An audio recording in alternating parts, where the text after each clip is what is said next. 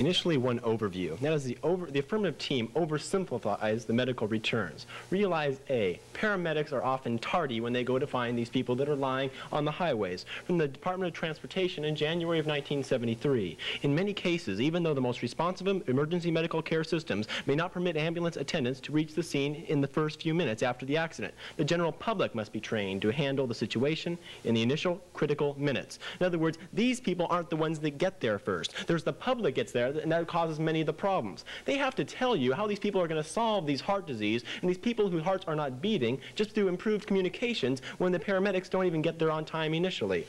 Realize B, there are many shortages that also exist. Number one, in terms of doctors. He tells you there's no doctors in the area at all. So even if the paramedics can administer a drug, for them to get to these rural doctors, they're sometimes 300 or 400 miles away, doesn't seem very likely that these patients will survive. I'll give you the example in Mississippi, then they're not even on duty. From the Department of Transportation hearings, again in '73. In Mississippi, only 7% of the hospitals have a doctor on the premises 24 hours a day. So even when you have these people communicating, there's no one who they can talk to. There's no one in the area that they can have any beneficial effect. I'll argue in terms of number two. There's facility shortages. Once they get them to the areas, into the hospitals, the people will die there. From Peter Sufer in 1973.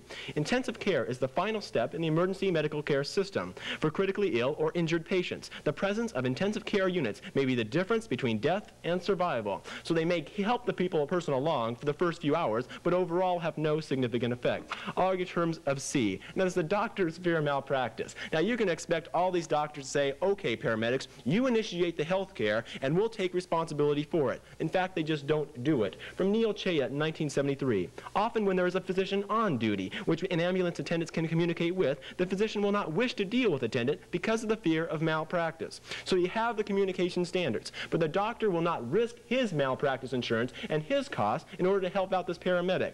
Therefore, even through improved communications, you will not have all these helpful acquaintances that they want to tell you about. In terms of disadvantages, I would like to offer two. Disadvantage number one, and that is satellite overemphasis. Realize this team is telling you that we're going to have all sorts of creation of space industries, not just satellites, because this private industry is going to go up there and is going to have very great spatial industrialization. Argue in terms of B, we'll be vulnerable to satellite attacks. In other words, the Soviets and other people can attack our satellites and wipe them out. Realize in terms of number one, the attack, they're very vulnerable. From Charles Hanson in March of 1978, if the size of a solar-powered satellite, 10 miles square, and the level of power that it would generate, it makes it a very vulnerable target. I'll argue in terms of number two, the Soviets have the ability to attack. From Hanson goes on in May of '78, there can be little doubt that the solar-powered satellite will be vulnerable to destruction by an anti-satellite weapon. From Hanson goes on, the Soviets conducted 4 anti-satellite tests in 1977. The satellite and intercept capability demonstrated during the Soviet tests complicate the U.S. task of space identification as either being a hostile attack or just a breakdown. In other words, we cannot even tell when the Soviets are even attacking us. He goes on, while the loss of an operating satellite would be determined very easily, it is not possible to determine with a high degree of confidence whether the loss recruited from an onboard failure or from a hostile attack. So if we lose these satellites up there, we can't just say, okay, it was the Soviets or someone that did it. It could just as easily have been a failure on board the craft, and therefore we have no way of having any type of retaliatory response. In terms of D, in terms of impact, we will have less secure energy sources than we do right now. Hansen continues, since security of the current energy supply is of great concern to the United States, it would seem reasonable to assume that the security of all future energy sources would also be of great concern. It would not then be reasonable to develop a source of energy which would be more vulnerable to disruption with a higher difficulty of restoration and current energy supplies. Now they're going to say, we're not developing solar satellites. We're only helping out in communication. But remember, they're allowing industry now to develop. They will not develop right now because of antitrust laws, etc. Therefore, the only way we'd have these satellite programs in operation is through the affirmative team. It's not so quite limited impact as they want to tell you about. I'll argue in terms of disadvantage number two, and that is unemployment is our friend. Realize A, employment causes stress. I believe this is a 6-minute, not 3 minutes. Therefore, if you're thinking I'm overtime, I'm actually not. From From Joseph Ayer in 1976. While Brenner has focused upon the unemployment as being a social stress, the boom phase of the business cycle is marked by peaks of other kinds of social stress.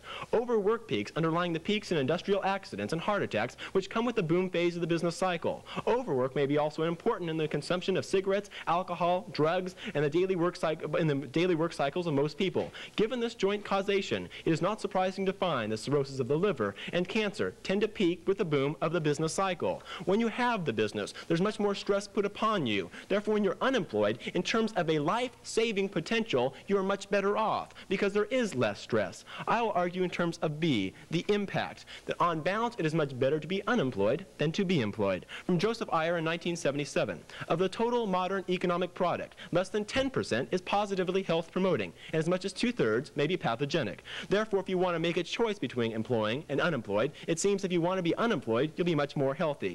He goes on and gives the on-balance conclusions in 1976. We are confronted with a painful dilemma of trading off heart attacks, cirrhosis of the liver, and cancer against suicide, alcoholism, and mental illness in choosing which phase of the business cycle to prolong. Since the first group associated with the boom not only includes the vast majority of deaths, but also the largest cyclical increment, the indicated health policy would be to prolong the depression. So in terms of these harms of unemployment, they're not necessarily such a harmful if you value life. He goes on, if the trends towards world economic depressions continues, the death rate may be expected to continue its downward trend. Conversely, a large-scale economic upswing will probably cause a proportionate increase in the death rate.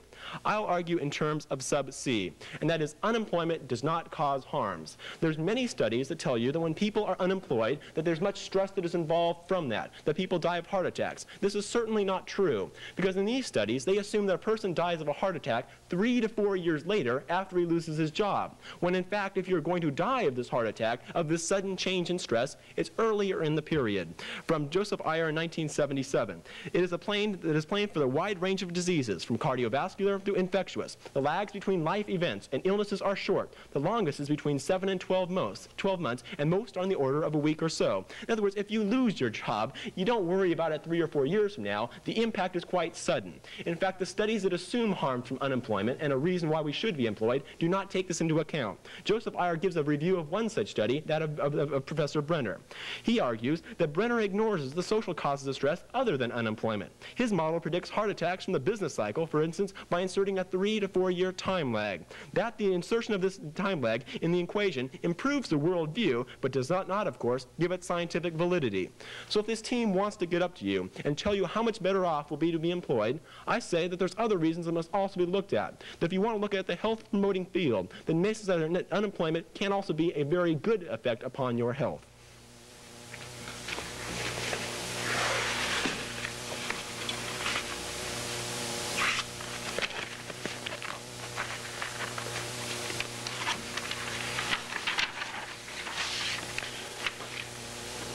Your second disadvantage, you say if we hire people, they will die, correct?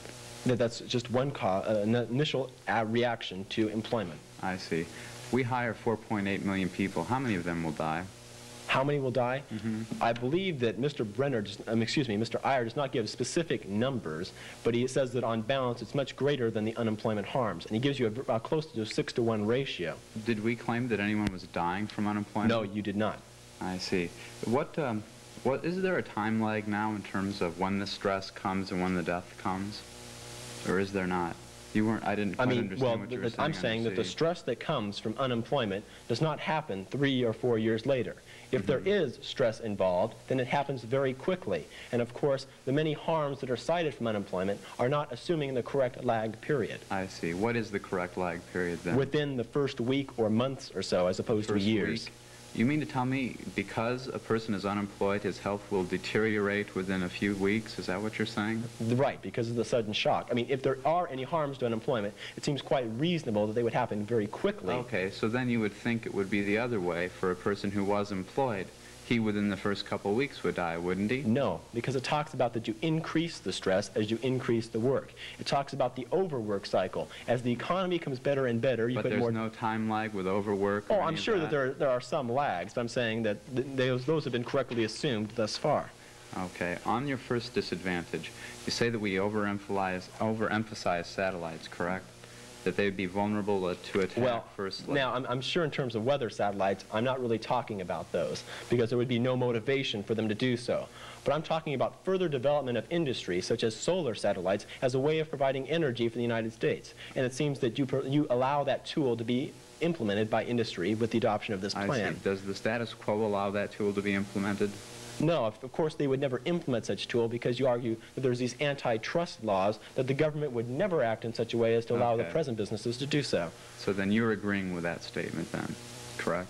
Well, I'm not necessarily agreeing with it. I'm just saying, assuming your analysis to be correct, then we will never have solar-powered satellites unless the government changes its mind, which I think Richard is arguing is more reasonable policy. You say that the Soviets, we do not know if the Soviets have attacked or whether they've just failed, correct? We don't, when these satellites, when we no longer get any type of projections or information from these satellites, we don't know why they're not giving us information. Now, what difference does it make in terms of your disadvantage? In terms of any type of retaliatory action. I mean, if we knew the Soviets could do it, or other countries had done it, then we could retaliate, or we could put other ways of protection for the United States. But if you don't know, then all we're doing is basically wasting money, and any advantage that we would gain over any other countries could very easily be nullified. Okay, on the oversimplification of the paramedic. First of all, you talk about paramedics and a doctor shortage. Don't we say that we are going to be having paramedics in our plan? I mean, we don't increase any doctors, that may be great. I mean, I'm saying that there's other problems other than paramedics, that you only solved one of the many problems in this area of the health field that would also have to be filled, at the same time in order to gain all these life-saving potential that you're arguing about. Thank you.